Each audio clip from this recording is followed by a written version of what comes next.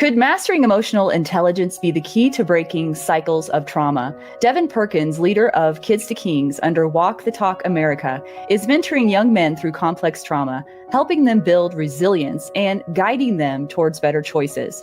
Kids to Kings, it's essentially our program to help re-engineer these young minds and get them off of the bad influences that they're basically plagued with daily, and just to give them another perspective that there's more to life than just what they see on the regular.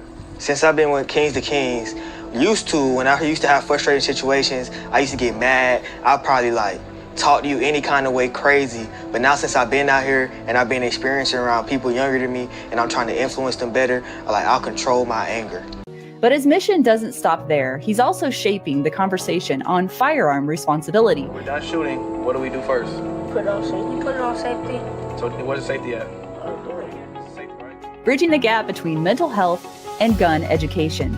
Today we'll explore how mentorship and emotional intelligence can transform lives and redefine responsible gun ownership. Right. Finger off the trigger. All right. But when we have incidents like what happened just an hour and a half from here, where someone decided to take a firearm and go take human life undeservedly, that is the exact opposite of what we want out of you. If you're new or watching this as a replay, welcome. I'm so glad that you're here. Please subscribe on YouTube, Rumble, Spotify, Apple iTunes, and anywhere else that you can see me or hear my voice. If you don't want to miss another episode of Defenders Live, you can join our free community at defenders-live.com and become a free subscriber. Lastly, if you're looking for exceptional firearms or self-defense training, go to defenders-usa.com and look at their calendar to see what training is coming to you this year. Devin Perkins is an advocate for mental health and responsible firearm education, particularly within underserved communities. As the program director for Kids to Kings under Walk the Talk America, he leads initiatives aimed at addressing complex trauma and CPTSD among young men. Through mentorship, behavioral check-ins, physical training, and team building activities, Kids to Kings helps young men develop emotional intelligence and healthy coping mechanisms, breaking cycles of trauma and preparing them for success. Beyond his work with Kids to Kings, Devin is a key contributor to the Guns and Mental Health podcast, where he discusses the intersection of firearms and mental well-being. With his unique approach, he is helping bridge the gap between mental health awareness and firearms education. Let's welcome Devin Perkins onto the show. Hey, Devin. How are you? Great. Thank you so much for taking the time today. This is kind of a heavy topic, actually, and I'm kind of debating how deep I want to dive into this. And but I want to start with, I guess, your role in this. This is a really big mission, I would say, and not one that everyone probably feels compelled to take on, but a really important one. And I'm just curious how this all came to be and what your role is in it. As far as Kids to Kings and how it started, or Yeah. Walk the Talk America? No, Kids to Kings. Yeah. Oh, Kids to Kings is my brainchild. Oh, Probably 2019, 18, a couple of my friends and I had just started talking more and having more discussions about how we are amongst the few who've actually made it out of what we grew up in, and just the environments that we were growing up in. Very unsettled. I won't say it was like a lot of violence, but it was just a lot of us learning. I've always said this, that young Black men normally learn from watching people do the wrong way and learning and deciphering that that's not the way to go, as opposed to being shown nepotism and being able to be on the right track early. So we were some of the few that were able to actually have that discernment, or were blessed with the discernment to be able to guide ourselves to successful paths. So our main goal was essentially just to restart that cycle and essentially reverse engineer a lot of the nonsense and negativity that we were putting into the world. So since we put so much into it, now it's time for us to reverse that and do the right thing, take it out. So we're just basically trying to help boys, specifically young Black boys, avoid nonsensical struggles that they don't have to, as long as they're guided and curated the correct way. And you said that you led yourself out of that. You didn't have any mentors or any direction. I'm just curious what that was like for you. What do you think? None that I would say I really wanted to emulate. My grandfather was a big influence, but even him, he had his own past and background as well. But yeah, I honestly, like, no, like I distinctly remember developing like a resentment towards the men that were around me, and like no like malice or disrespect to them now, but like I was not gonna be another one of them. So I did everything in my power to make sure that wasn't going to happen. That you weren't. So that was your motivation then, was you didn't want to be like that, basically. Right. Right. Yeah. So how did my great grandfather? That is something that's a little bit different about my background specifically, is that like I know about my entire like life or my entire family lineage from like the beginning to like me now, because we had the largest farm, the largest Black owned farm in Northern Virginia. So we had like a historical plaque, like a historical site and everything. So I know, like, I'm related to Rick James. He's my favorite relative. That's cool. But that was probably another spark of why I wanted to, I guess, put respect back on my family's name, because like knowing that history and then like seeing what my family's state was at the current time of like this revelation that I was having. It gave me a perspective like, okay, like we were this, why aren't we this now? Or even like a glimpse of this, and how can I get back to that? Yeah. Whether it's me leaving the area and my name obtaining respect somewhere else, or rebuilding it there. And ultimately it led me to travel around the country and do everything Second Amendment activism. So I'm curious, how did you go about developing the skills and getting the tools that you now help these kids implement into their lives if you didn't have that yourself? I had a real problem with authority figures.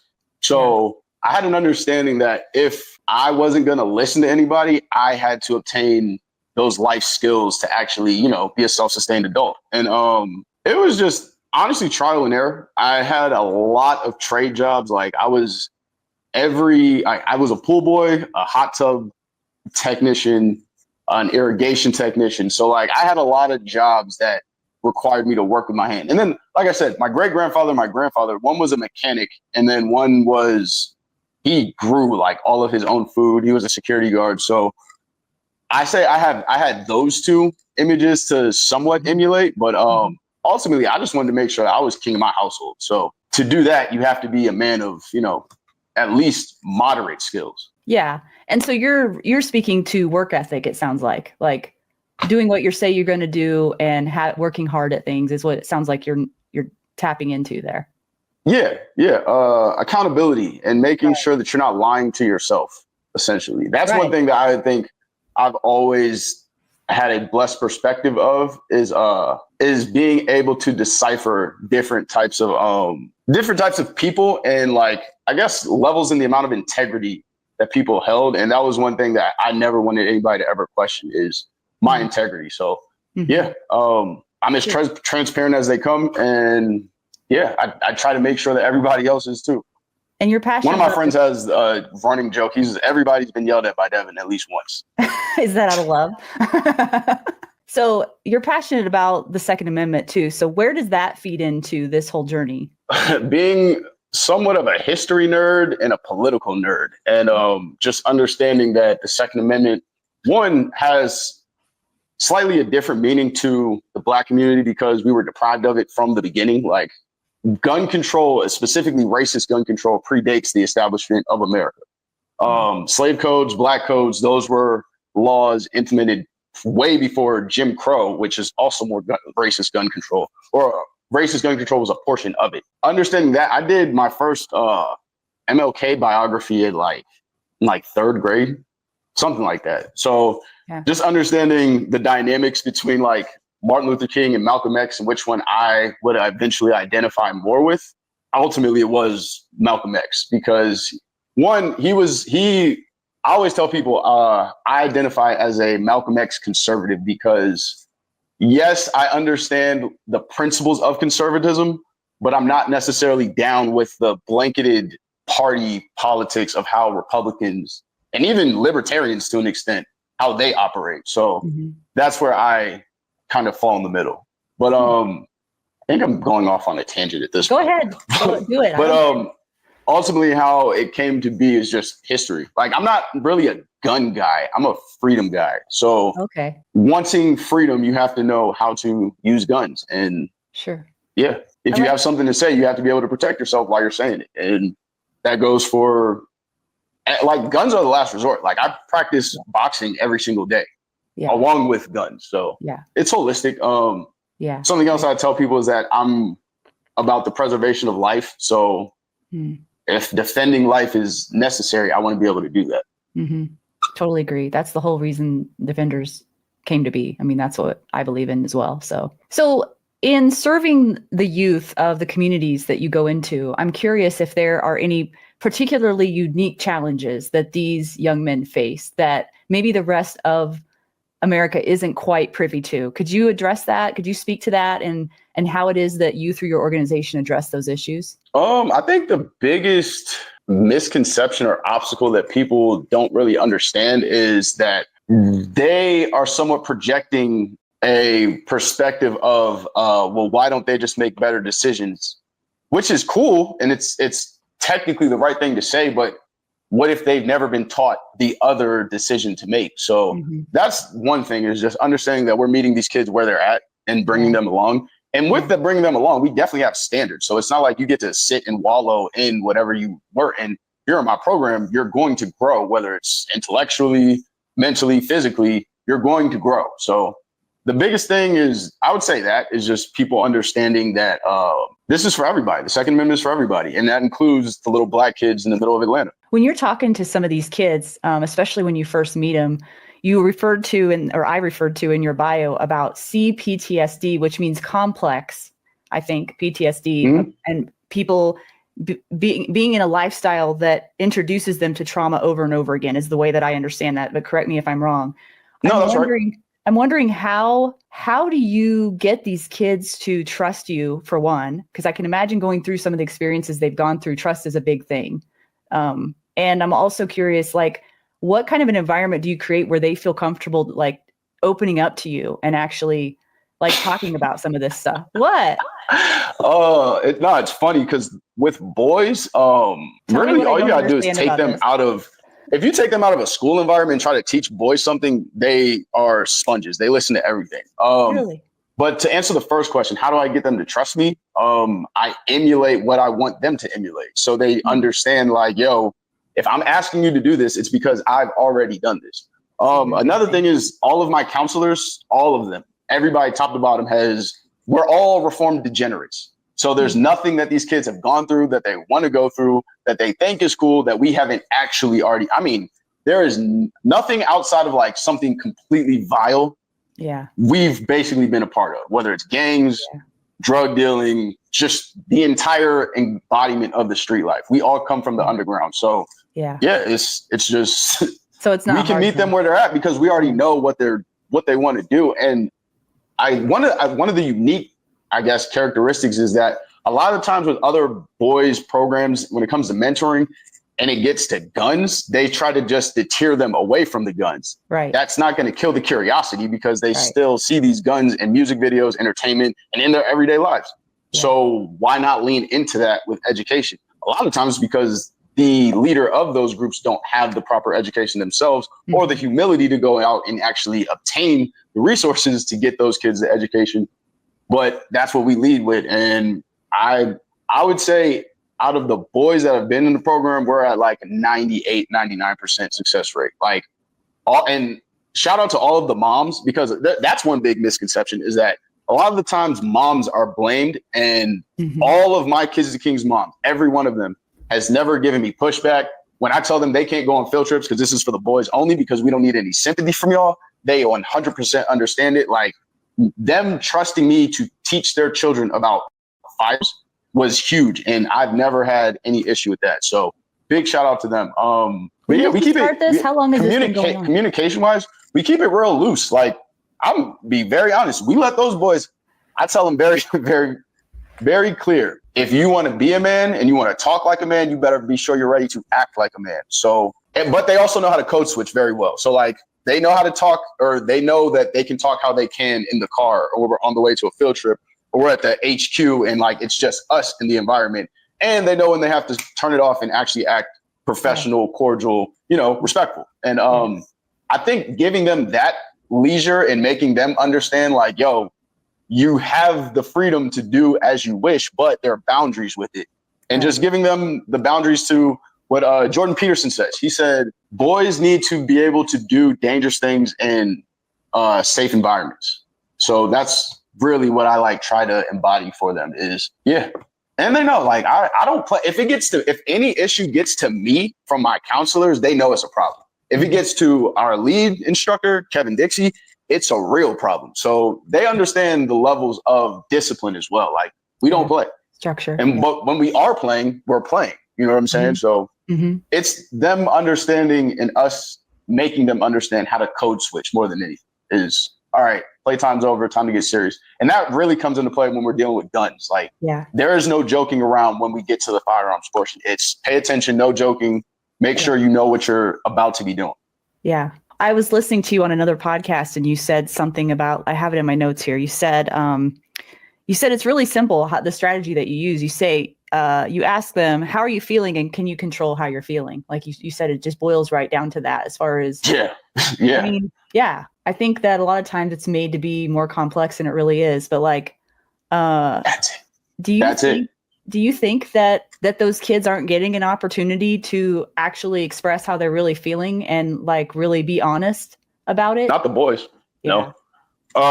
Today's society is very, very hindering on boys and how boys grow and how they are naturally going to be aggressive. Like they are literally like little balls of testosterone that is about to blossom. So you can't like suppress that. You have to curate it and guide it correctly, or it's going to fester and turn into something that we don't want to deal with in society. Nobody wants to. So why don't we just address it correctly from the beginning? But we also have to have the people that are willing to go into these environments and do that type of work. And it honestly, sadly, aren't very many of us. There are more coming along now because of the social media era and people being more inspired and seeing other people that they can connect with around the country. So there's more, but there's never going to be enough. There's never going to be enough.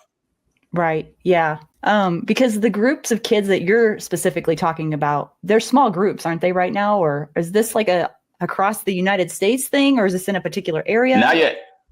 Not yet. We're getting ready to launch the second iteration in Colorado Springs really, really soon, probably this summer.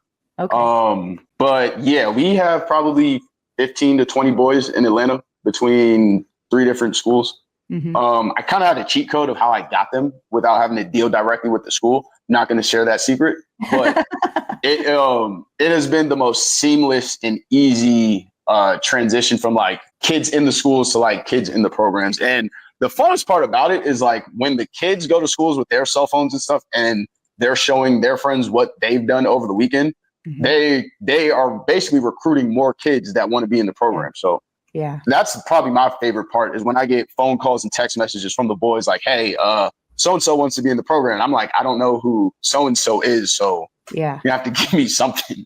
And then I just tell them mom to contact me. And that's one of our big features too, is that we make it as easy for the parents as possible. So we pick them up, we feed them, we drop them off. We normally will tell them we'll have them for like 5 hours. Usually I don't think we've ever had them less than 8 hours.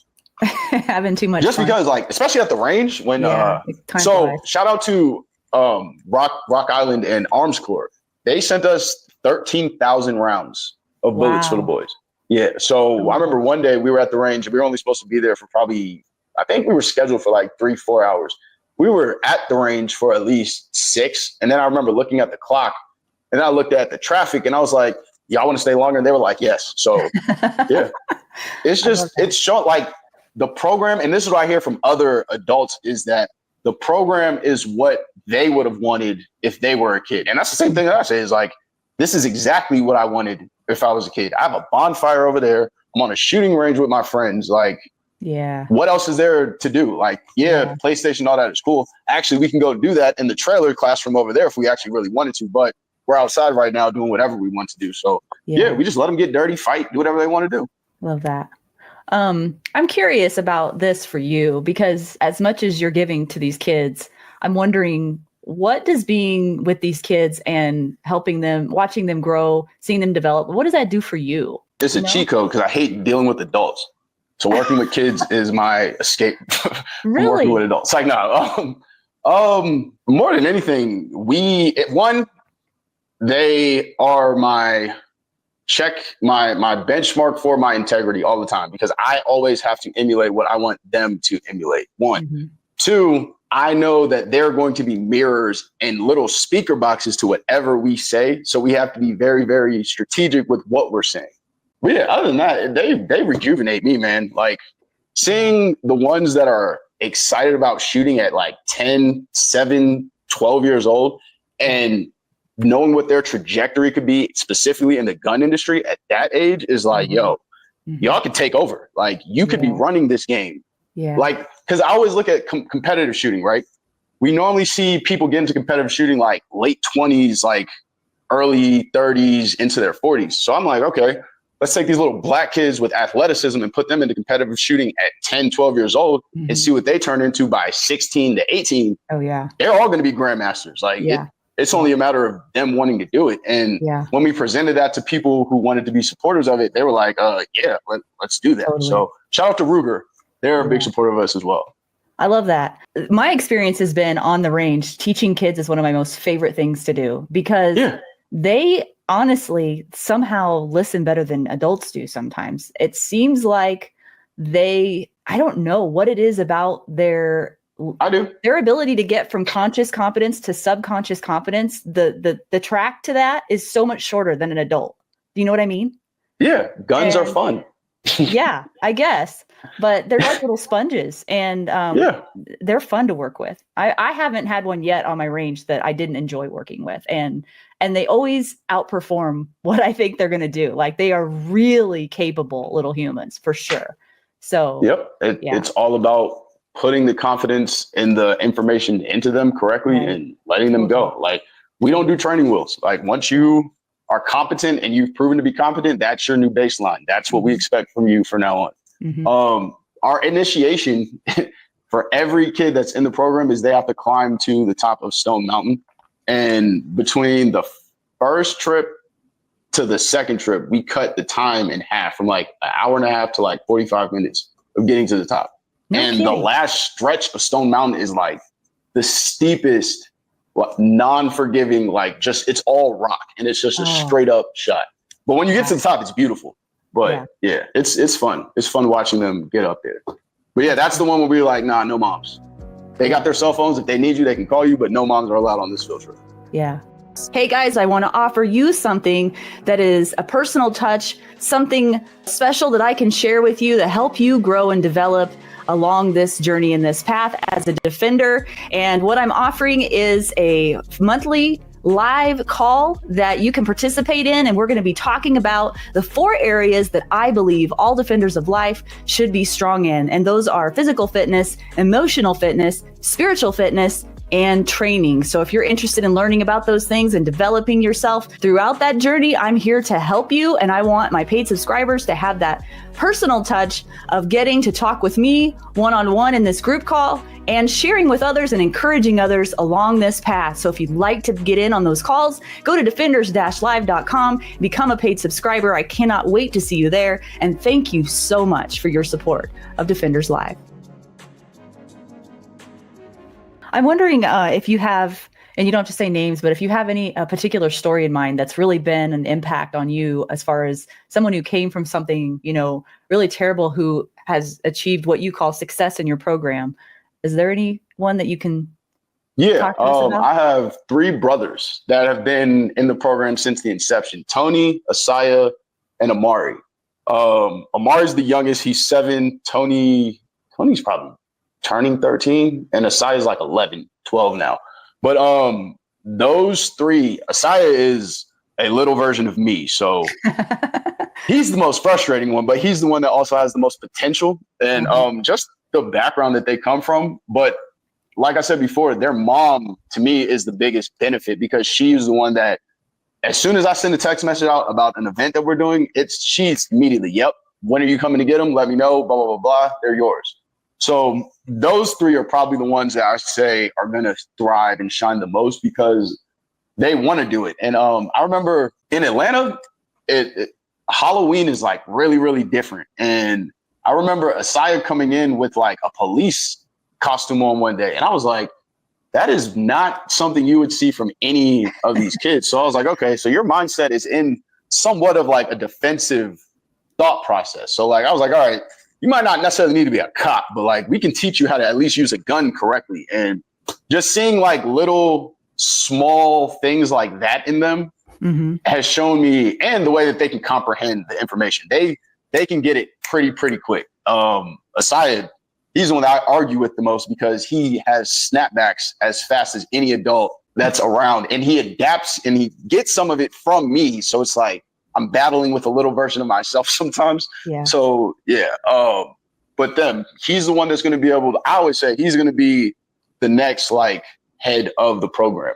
Like I have my mentee Xavier, he's 21 now. And if I'm 10 years older than him, then Asaya is about 10 years younger than Xavier. So that's the next generation that I think is going to be able to take this to the next level. Because I tell them all the time, I want to essentially ascend to the background and just let them be the face. Them, my other counselors, yeah. Yeah, this is Did I answer your question? I'm sorry, I rant a lot. It's all right. No, I love it. No, yeah, it sounds like you're creating a legacy, really, is what you're doing. And in order to do that, you have to build up people. You have to develop people along the way. So I love that you're doing that because that takes the mission and the purpose behind what you're doing and allows it to continue indefinitely. That's cool.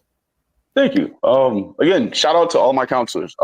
3 of them have their own YouTube channel called Gorillas in the Mist, and they're their own like gun tuber influencer types. They do a lot of training and AK type of stuff. And when I brought them in, it was strategic because the most famous gun that you hear in rap videos in Atlanta, period, is a Draco, which is a style of an AK. So I was like, okay, y'all think y'all know about AKs and Dracos. Here are some people that really get busy with AKs and Dracos, and them showing them just being involved one time inspired them to want to come back and be involved with Kids of Kings permanently. So those are the counselors of the program now. And then Xavier, I always tell him like, you didn't know it, but you were the first actual like Kids of Kings kid. And now I tell him like, you're the director. Like you've been here since the inception. You've been here since we started getting these kids in the classroom, just talking about their emotions. So run it. Yeah, that's cool. I just want to be the coach. I want to be the coach and have my coordinators. Yeah, that's the way to do it. I agree with you. And I feel the same way about everything that I do as well. You mentioned earlier in the show that you had a really high success rate. And I'm curious if you could define what success means for Kids to Kings. Right now, the success is the boys calling us and asking us to go to the ring. That means that whatever we've implemented into them, they're still thinking about this on a regular, everyday basis. So to me, that's the first iteration of success. Ultimately, the main success is when we're getting wedding invitations, graduation invitations, you know, them showing us that they've actually become successful, self-sustained adults. Yeah. So I probably spoke a little bit inaccurate saying success, but we are seeing progress more than anything. Yeah. And even in the moms, like the moms understanding what we're putting into these boys, and them just reinforcing what we are enforcing, because that's a lot of the problems when it comes to like school, is that teacher and parent aren't on the same page as far as discipline goes. And now it's, you want to be with me. At the same time, if your mom calls me, you don't want to be with me, but the boys get it. So just their level of understanding and being able to grasp what the program is trying to offer them. Yeah. Well, you're building the success of future adults, really, I think is really, it's like a holistic approach. I mean, you were talking about physical challenges, training, you're talking about being on the range. You have authority going on, structure, discipline, and then just life skills in general. Right. And I think too, another really important component to that is like what keeps coming up in my mind is like, when did we get to the point where we as a society started just telling kids don't touch guns or don't be around guns? Like, I don't remember that when I was a kid. Guns weren't a mysterious thing. I was curious about them, but it wasn't because I couldn't touch them. It was because I was interested in shooting them and I was taught how to. You know what I mean? I just wonder when that shift happened, and like, are a lot of these kids exposed to guns on a regular basis? I mean, isn't that part of their life anyway? So why wouldn't you address that? That's what I don't understand. I know it became, by, like, I would say, talking about it, they're encouraging them in some way or something. I don't understand. And generally speaking, in the Black community, it became taboo when the crack epidemic became a big, big plague. So that's when gang violence became a big thing. That's been essentially any influence or introduction to guns that we had was a negative way. So that's when a lot of the parents were just anti-gun because all they ever saw was guns being used in the wrong way. Forget the fact that like 70s, 60s, 50s, we had all of these revolutionary movements going on that had to include guns, like the Deacons of Defense, part of the Black Panther Party. It was tons of movements across the country that were extremely pro-gun and Black. But when it became a taboo, that is probably around late 70s, early 80s into 90s or 80s, 90s, 2000s. Mm-hmm. So now, honestly, we're starting to see the reverse go back into the other way. I wondered about that. Okay. Yes. One, also, guns have been politicized, which guns should have never been politicized on either side. So when you're running blanket party politics and practicing lazy politics as a citizen, you're going to eventually start listening to inaccurate and just blatant lies. That's rhetoric from people who are incentivized to try to take your freedoms away. Why they want to take your freedoms away is a whole different rabbit hole. But essentially, that's what I would say where the taboo stems from, is the lack of knowledge and the blatant attack on like Black men from the government, honestly. And I say that because I've asked Black Republican and I've asked a Black Democrat. I call him my crazy uncle, but Judge Joe Brown, I asked him when he was on my old podcast, and I asked Councilman Mark Baker out of Atlanta.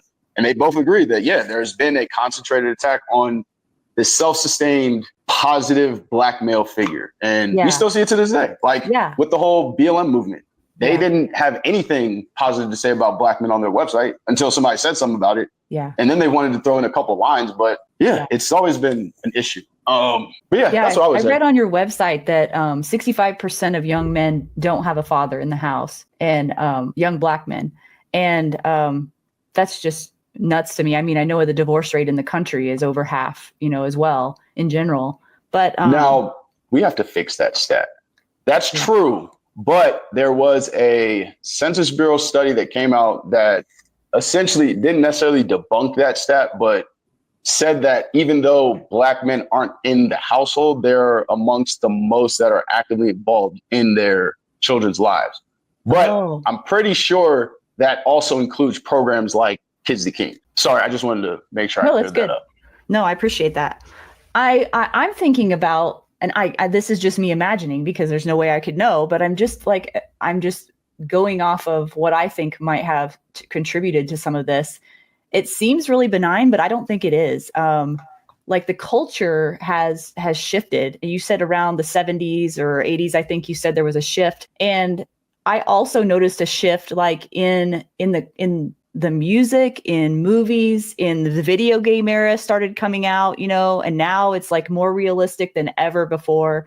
And I know that contributes to kids and how they think and what they think is cool and what they don't. And I'm just wondering how that plays a role in shaping these kids in these underserved communities. Are those people like sometimes the people they look up to, like musician, like artists, or things they see on TV or that kind of thing? What kind of a role does that play as well, do you think? It's their influence. I mean, technology and entertainment has always been a young person's thing because it looks flashy, it looks fun, it looks energizing. But I wouldn't say it's any worse or better than any times that like people that were trying to do what I was doing in the 70s, dealing with whatever influences they had at that time. Yeah. I don't think it's very much of a difference. I think it's just parents not being parents and understanding how to implement practical structure for a young mind. It's not that hard. It's a lot of do unto you what you would, or do to others what you would want to be done to you. How would you want a person who is essentially subjected to your leadership to be treated? Like if you were in that child's position, how would you want to be treated or led?